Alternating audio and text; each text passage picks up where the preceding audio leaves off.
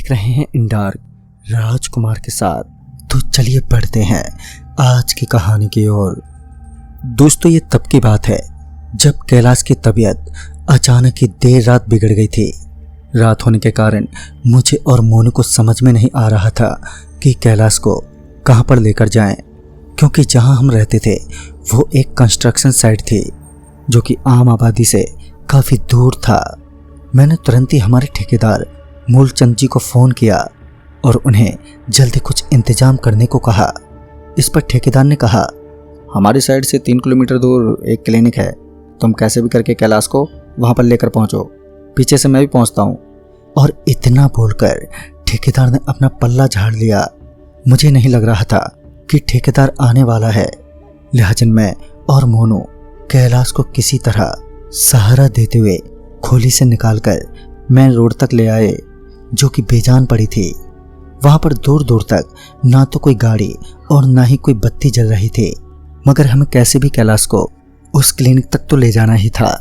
तभी मोनू की नज़र रेत के टीले के पास लगे रिक्शे पर गई। उस रिक्शे पर नज़र पड़ते ही मोनू वो रिक्शा जाकर ले आया। रिक्शा लाने के बाद हमने कैलाश को रिक्शे में चढ़ाया और मोनू उसके साथ बैठ गया और मैंने रिक्शे को पैडल मारना शुरू किया।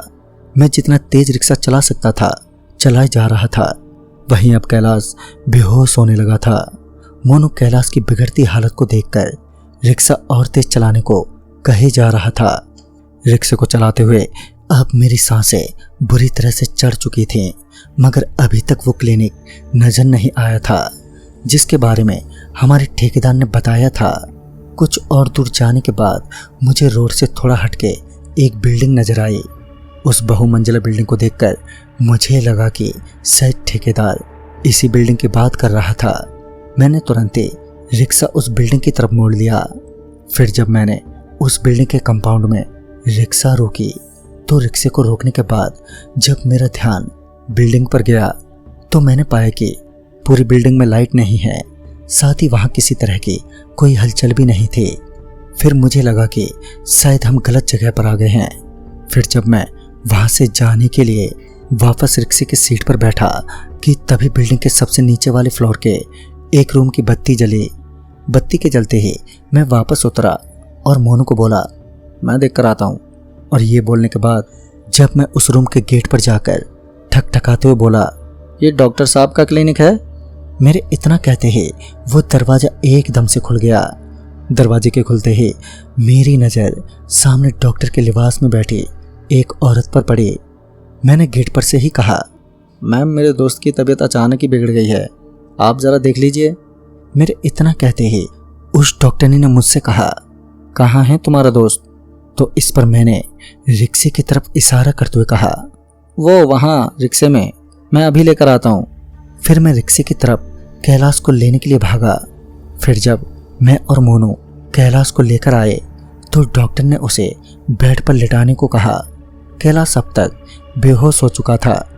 कैलाश को बेड पर लिटाने के बाद उस लेडी डॉक्टर ने हम दोनों को बाहर जाने के लिए कहा। बाहर आने के बाद मोनू और मैं उस जगह को गौर से देखने लगे। वो बिल्डिंग किसी भी लिहाज से कोई क्लिनिक नहीं लग रही थी।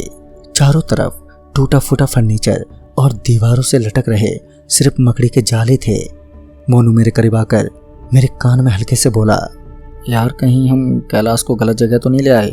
अभी मोनू ने इतना कहा ही था कि तभी उस बिल्डिंग के कॉरिडोर के एंड में हम दोनों का ध्यान गया।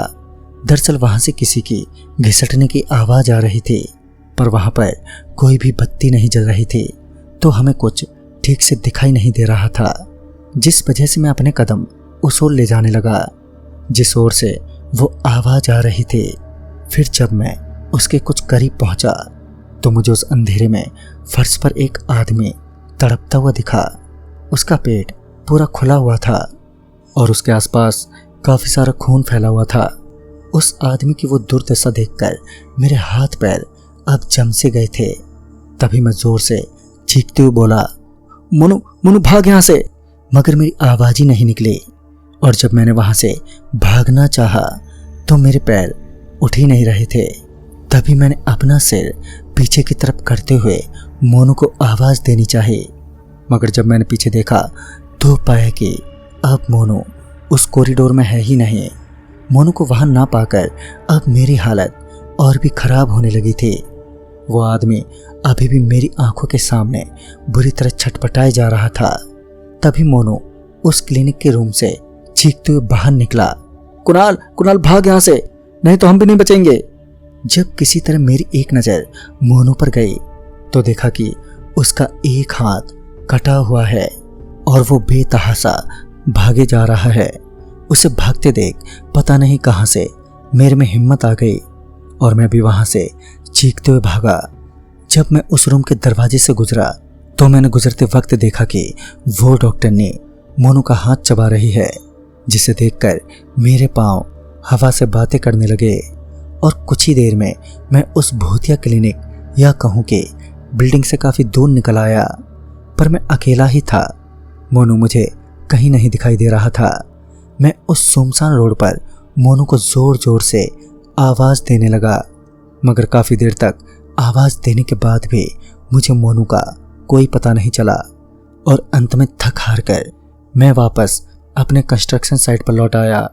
मेरे साइट पर लौटते ही मूलचंद भी आ पहुंचा। मूलचंद ने मेरे को देखते ही कहा, ये क्या हुआ तेरे को, तो इतना डरा हुआ क्यों है? फिर जब मैंने ठेकेदार मूलचंद को बताया तो उसने कहा कि हे भगवान, ये तुम कहाँ मौत के मुंह में चले गए थे? तुम्हें पता नहीं है कि उस बिल्डिंग में एक डॉक्टरनी की आत्मा रहती है? फिर उसने बताया कि बहुत पहले इलाज के दौरान उस डॉक्टरनी से गलती से कई मरीजों की जान चली गई थी, जिसके चलते मरीजों के परिजनों ने उस डॉक्टरनी को उसी बिल्डिंग में मौत के घाट उतार दिया था। तब से वहाँ से जो कोई भी गुजरता है तो वो डॉक्टरनी उस राहगीर को बड़ी ही बेरहमी से मारती है। आए दिन वहाँ से अजनबी लोगों की लाशें बरामद होती हैं। अभी मूलचंद ये सब बता ही रहे थे कि तभी हमें मोनू की चीख सुनाई दी और मूलचंद भागकर रोड पर आए तो देखा कि मोनू रोड के बीचों बीच पड़ा हुआ है। हमने तुरंत ही मूलचंद की बाइक से उसे बड़े अस्पताल पहुंचाया, जहां पर उसकी जान बच गई। कुछ दिनों तक तो मोनू ने कुछ भी नहीं बताया कि उसके साथ हुआ क्या था और कैलाश का क्या हुआ। फिर लगभग 7वें रोज मोनू ने अपनी जुबान खोलते हुए बताया कि मुझे कुछ ठीक नहीं लग रहा था। ऊपर से रूम के अंदर से कुछ अजीब सी आवाज़ें भी आने लगी थीं, जिस वजह से मैं रूम के अंदर चला गया ये देखने के लिए कि आखिर ये आवाज़ कैसी है। फिर जब मैं अंदर पहुंचा तो पाया कि वो डॉक्टरनी कैलाश के छाती पर बैठी हुई है और बेड से काफ़ी खून नीचे गिर रहा है। ये देखते ही मैं वहीं डर के मारे लड़खड़ाते हुए नीचे गिर पड़ा और मेरे गिरते ही उस चुड़ैल डॉक्टरनी की नज़र मेरे पर पड़ गई और वो तुरंत ही हवा में उड़ते हुए एक झटके से मेरे पास पहुंच गई। उसका खौफनाक चेहरा देखते ही मेरी आवाज़ बैठ गई। मैं अंदर से बाहर तक कपकपाए जा रहा था। तभी वो चुड़ैल मेरा हाथ अपने पैने दांतों से काटने लगी थी और देखते ही देखते उसने मेरे हाथ को दांत से काटते हुए मेरे शरीर से अलग कर दिया। हाथ के अलग होते ही मैं उसकी पकड़ से आज़ाद हो गया और वहाँ से भाग खड़ा हुआ और किसी तरह कंस्ट्रक्शन साइट पर पहुँचा। दोस्तों, ये सब जानने के बाद हमें कैलाश के लिए बड़ा ही दुख हुआ, जिसका पछतावा हमें उम्र भर रहेगा। पर आज भी उस बिल्डिंग से लाशें मिलने का सिलसिला अभी तक जारी है। तो दोस्तों, इस कहानी में बस इतना ही। तब तक के लिए बाय एंड टेक केयर।